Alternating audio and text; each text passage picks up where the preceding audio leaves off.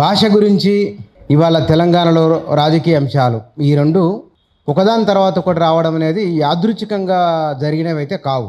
ఇందులో ఒక 50-60 సంవత్సరాలు పాఠ్యపుస్తకాలలో ఉన్న భాషను గేదె అంటే బర్రె అని డిక్షనరీ చూసుకోవాల్సి వచ్చింది.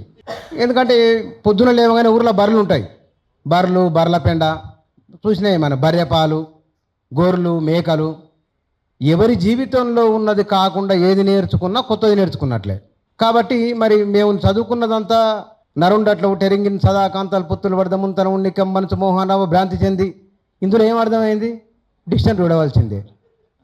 ఇట్లనే మేము తెలుగు నేర్చుకున్నాం. పోతన భాగవతంలో కలడందురు దీనులయందు కలడందురు భక్తియోగ గణముల పాలన్ కలడందురు నలుదిక్కులను కలడనండు వాడు కలడో లేడో. ఇది పోతన భాగవతంలో చెప్పిన మాటను 60 సంవత్సరాలు తెలంగాణ అనుభవించింది. సుదీర్ఘ పోరాటం తర్వాత, ఎన్నో నిద్రలేని రాత్రులు, ఎంతో ఏడుపుల తర్వాత శ్రీ మహావిష్ణువు కనికరించి మొత్తమే వైకుంఠం నుంచి కిందికి వచ్చినట్లుగా ఢిల్లీ పార్లమెంటును కిందికి తెచ్చుకొని తమ ఆకాంక్ష నెరవేర్చుకున్నాడు తెలంగాణ ప్రజలు. మళ్ళీ 12.5 సంవత్సరాల తర్వాత తెలంగాణ రాజకీయాలు నేర్పుతాం, తెలంగాణ వాళ్ళకు అభివృద్ధి నేర్పుతాం, తెలంగాణ వాళ్ళ భాషను ఉద్ధరిస్తాం అని వస్తున్నారు. ఏ మాటకు ఆ మాట చెప్పుకోవాలి. ఈ దేశంలో అత్యధిక తలసరి ఆదాయం ఉన్నది తెలంగాణలో. ఈ దేశంలో అత్యధికంగా తక్కువ కాలంలో సాగునీళ్ళు వచ్చింది తెలంగాణలో. ఇప్పుడు అత్యంత నగరీకరణ జరుగుతుంది తెలంగాణలో. అంటే ఇన్ని సానుకూల అంశాలు తెలంగాణకు ఉన్నాయి. ఈ అభివృద్ధి పరంపర ఒక 500 సంవత్సరాలది. ఇక్కడ రాజకీయంగా ఏది మంచి ఏది చెడు ప్రజల కోణంలో చర్చ ఉంటుంది. ఇక్కడ అంటే ఇట్లాంటి ప్రాంతంలో మేము నేర్పుతాం, మేము చెప్తాం అనేదానికి ఇక్కడ సరిపోదు. తెలంగాణను అభివృద్ధి చేస్తామని చెప్పిన వాళ్ళు, తెలంగాణ రాజకీయాలు మేము ఉండకూడదా అనుకున్న వాళ్ళు, వారు ఎట్లా వ్యవహరించాలో అట్లా వ్యవహరిస్తే కనుక ఎవరికీ ఇబ్బంది ఉండదు. అది లేదు కాబట్టి సమస్య వస్తున్నది.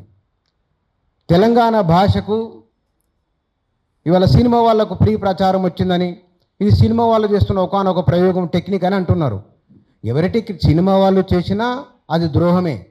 మీరు ప్రచారం కోసం చేస్తే మన వ్యక్తిగత విషయాలను, మన జీవితాన్ని బజార్లు వేసుకొని ఉల్టా సీదా ప్రచారం చేసుకుంటామా? అయినా తెలంగాణ భాష ఎందుకు ఆ ప్రచారానికి వేదిక కావాలి? తెలంగాణ భాషకు సంబంధించి సి నారాయణ రెడ్డి చెప్పిన మాట, తెలుగు జాతి మనది, ఒకప్పుడు ఆయన తెలుగు జాతి మనది, నిండుగా వెలుగు జాతి మనది. బహుశా రాముడు భీముడా సార్ సినిమా ఇది? తల్లా పెళ్ళామా. సరిగ్గా ఈ సినిమా ఎన్టీఆర్ది. సరిగ్గా ఈ సినిమా నడుస్తున్నప్పుడు 1969 తెలంగాణ ఉద్యమం నడుస్తున్నది. ఇప్పుడు నారాయణగూడలో శాంతి థియేటర్, వెంకటేశ థియేటర్, ఆ థియేటర్ పైన దాడి చేశారు ఉద్యమకారులు. వెళ్ళి ఆ సినిమా తెరను చింపేసిండ్రు. తెలుగు జాతి మనది, నిండుగా వెలుగు జాతి మనది అన్నప్పుడే. కానీ అదే సీనారే ఆయన తెలంగాణ వచ్చిన సందర్భంలో ఆయన చెప్పిన మాట, తెలుగు జాతి మనది, రెండుగా వెలుగు జాతి మనది. అది తెలంగాణ ప్రజలకున్న గొప్పదనం, ఆ హృదయం. ఇప్పుడు మేము పుంటికూర మీద పద్యం రాసింది ఎవరు? సీనారే. ఎక్కడ? తెలంగాణ. మరి తెలుగు ప్రజలకు అత్యంత ఇష్టమైన ఆహారం పైన తెలంగాణ వ్యక్తిగత పాట రాసింది. అవతలి ప్రాంత ప్రజలను ప్రేమిస్తూ రెండుగా వెలుగు జాతి మనదని చెప్పింది కూడా తెలంగాణనే కదా. తెలంగాణ ప్రజలది విశాల హృదయం. మీరు తెలంగాణలో భాష పైన, ఇక్కడ భూములపైన ఎట్టెట్లా ఇక్కడ ఇతరుల అన్యాక్రాంతమైందనేది ఆంధ్ర ప్రాంతానికి సంబంధించిన వాళ్ళు రాసిన నవలల్లో చాలా నిక్షిప్తమై ఉన్నది. ఒండ్రుమట్టి నవల ఉదాహరణ. నైజాం అనేవాళ్ళు ఇక్కడ, దీన్ని నైజాం, ఇది ఒక దేశం కింద లెక్క వాళ్ళకి. ఈ నైజాం ప్రాంతానికి వచ్చిన వాళ్ళు ఎట్లా వచ్చిండ్రు?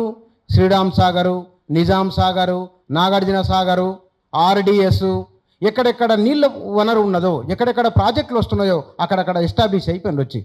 అది తెలియకుండా కాళ్ళ కింది నేల కదిలిపోయినట్లుగా భూములు అన్యాక్రాంతం అయిపోతూ వచ్చినాయి, సారవంతమైన నేలలు తెలంగాణలో.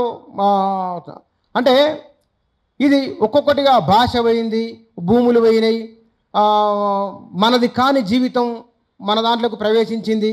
ఇదంతా కూడా తెలంగాణ ప్రజలకు మెల్లగా అర్థమైంది. ఆ అర్థమైన పర్యవసానమే ప్రత్యేక తెలంగాణ రాష్ట్ర ఉద్యమం రాష్ట్రం తెచ్చుకోండి. భోజ్పురి ఒక సినిమాగా ఇవాళ నిలబడుతున్నది. తెలుగు సినిమా తీసుకుంటే కనుక కేరళలో వచ్చిన సినిమాలు, తమిళనాడులో వచ్చిన సినిమాలు అది వ్యక్తిగతంగా ఉన్నాయి, సమాజ హితంగా ఉన్నాయి, మానవ సంబంధాలు ఉన్నాయి, రాజకీయాలు ఉన్నాయి, కుల సమస్యను తీసుకొని సినిమాలు తీస్తున్నారు. కానీ మరి తెలుగు సినిమా ఎటువైపు ఉన్నది అంటే వాళ్ళకి తెలుగు సినిమాకి నీతులు చెప్పనికే కాదు, కానీ ప్రేక్షకులం కదా, మా భాష విషయంలో చర్చకు వచ్చింది కాబట్టి ఈడుపు కాగితం అర్థం కాదన్నారు. మరి ఇతర భాషలకి వచ్చిన వాళ్లకు ఇతర భాషల సామాజిక అంశాలను తెలుగులో ఎందుకు లేవనే ప్రశ్న కూడా వస్తుంది. కాబట్టి తెలంగాణ ప్రజల రాజకీయాలను వాళ్ళను ఉద్ధరిస్తామని, తెలంగాణ ప్రజలకు భాష నేర్పుతామనే ఆ భ్రమను భ్రాంతిని వీడితే మంచిది. అయితే ఒకటి ఇక్కడ రాజకీయ పార్టీలు ప్రధానంగా చదువుకున్న వాళ్ళు లేదా తెలంగాణ పట్ల ప్రేమ అభిమానం ఉన్నవాళ్ళు కొద్దిమంది వచ్చి మాట్లాడుతున్నారు, మిగతా వాళ్ళు మౌనంగా ఉంటున్నారు. తెలంగాణ రాష్ట్రం వచ్చింది కాబట్టే కొత్త వాళ్ళు ముఖ్యమంత్రులు అవుతున్నారు, తెలంగాణ రాష్ట్రం వచ్చింది కాబట్టే కొత్త వాళ్ళు మంత్రులు ఎమ్మెల్యేలు అవుతున్నారు, తెలంగాణ రాష్ట్రం వచ్చింది కాబట్టే తెలంగాణలో పుట్టినవారు అసెంబ్లీకి వెళ్ళి అధ్యక్ష అనే అవకాశం వస్తున్నది, లేకుంటే వచ్చేది కానే కాదు.